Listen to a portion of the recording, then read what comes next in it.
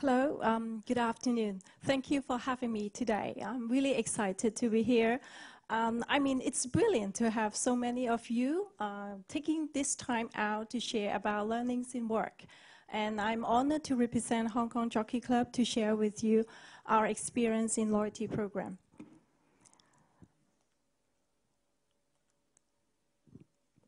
Okay, loyalty. Now, about 6 years ago, when the club decided to have its loyalty program, there have been long discussions and debates about what we should offer in return of securing customer loyalty.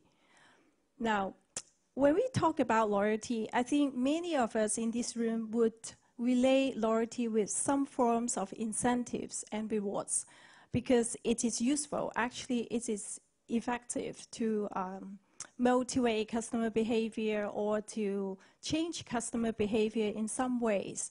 Many of the successful retail operations are still using it to keep customers coming back. However, on the other hand, we had also considered whether we should just create a loyalty scheme which help us to differentiate by experience or offer service benefits. Because we do believe that different customers would have different requirements in service so that they wanted to be served differently. Now, one example of our service offer is a fast access to our staff, be it on phone or at the retail store, so that they won't have to wait in the long queue. Now, even if we had decided what kind of services or rewards to offer, we still need to figure out how are we going to structure them and how much would it cost us. A tougher question: who deserves our attention when it comes to targeting? Now, in HKJC, we have roughly around 4 million of customers who had a relationship with us. So any mismatch of resources could be costly, and the worst of all would attract complaints or dissatisfaction, which we won't want it happen.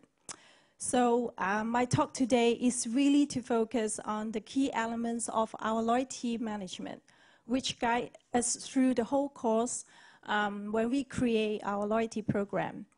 They are fundamental, but I think it's essential. There are three. The first one is to understand our customers. Now, everyone knew this concept. It is simple, right? But it's never been easy in the club.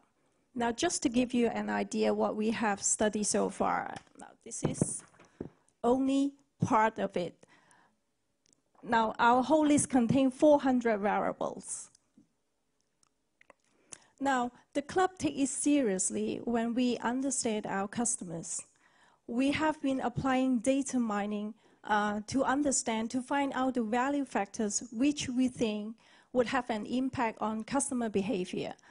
Now, the value factors such as the customer's betting pattern and also customers' preferences in products or services, and also their interests, etc. And then we put all these value factors and experiment with different programs, offerings. We run over 800 programs in a year, trying to find out what is suitable for different group of customers. Now, with all those knowledge that we have built up for years, it also brings in more and more data every day. Here we are talking about trillions of data in our database. So the correlation between those value factors has become so complicated that we think it's no longer possible for humans to analyze. So 2 years ago, the club has invested to improve our data mining ability. We build big data modeling. Now, the whole idea of using big data modeling is not only to improve our result in accuracy of targeting. It also enables us to switch our working mode from what we call reactive mode to a proactive mode. So in other words to say, without the big data technique, before we observe customer behavior. But with that technique, we are able to switch to predict customer behavior. Now, The big data modeling actually is to automate the whole process of learning our customers so that it becomes a continued process. And it is only this continued process that allows us to observe any change in customer behavior on a timely manner so that we can react accordingly.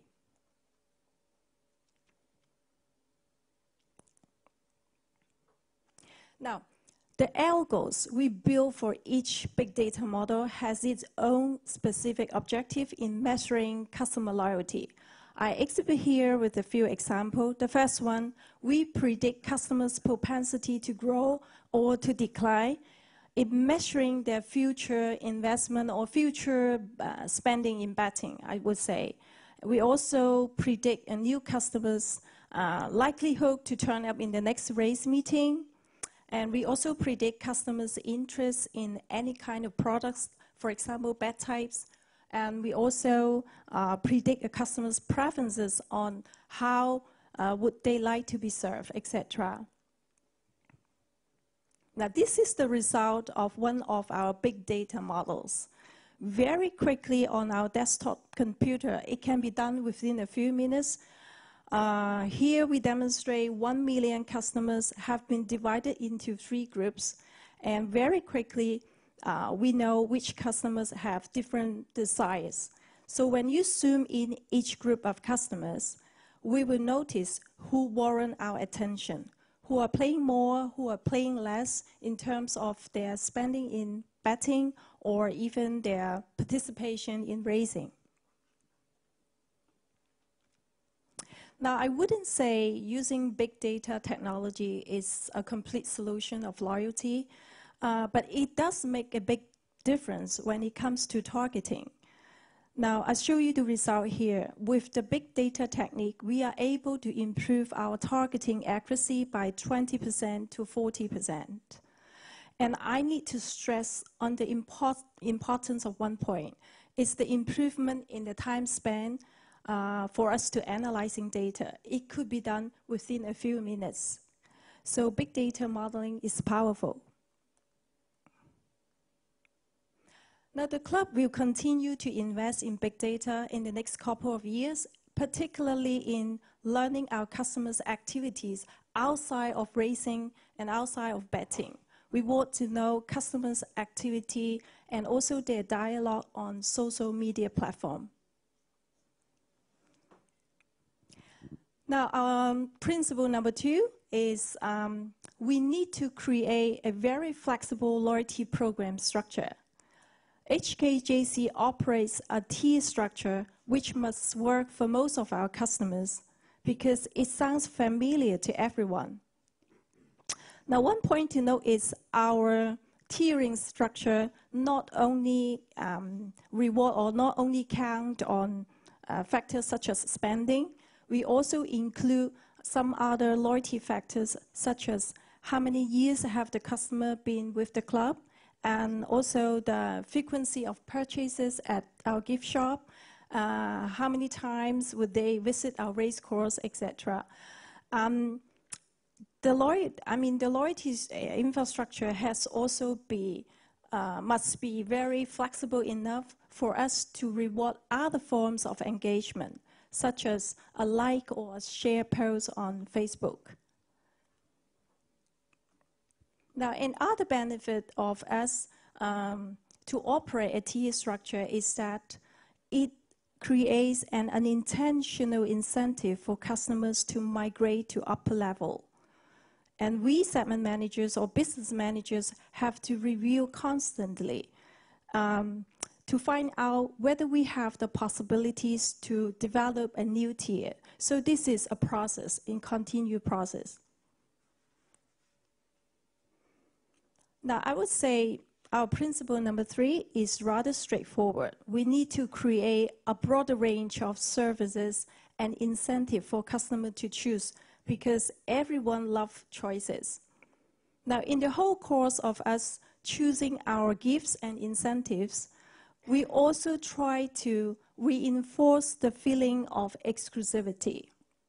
Now, exclusivity is important, but it has to be tied with the requirement of each level. So this is important for customers. I won't go into deep details about each reward because it is quite straightforward. But I can confirm you one point that the choice of customer chosen in terms of gifts is actually another indication of their identity, whether they are a major in raising customers or minor in betting customers. Now, this is a very important information. Actually, is I would say a new source of data in your database. Now, with all those efforts, I can share with you the number of high-value customers is already now 2.4 times bigger than the size when we first launched our loyalty program in 2011. When we measure the investment growth or our turnover growth over the years, it is increasing constantly, even under the current economic downturn in Hong Kong. Now, I think the role of our loyalty program will continue to be one of the key strategies in the club to retain customers, and will becoming more important.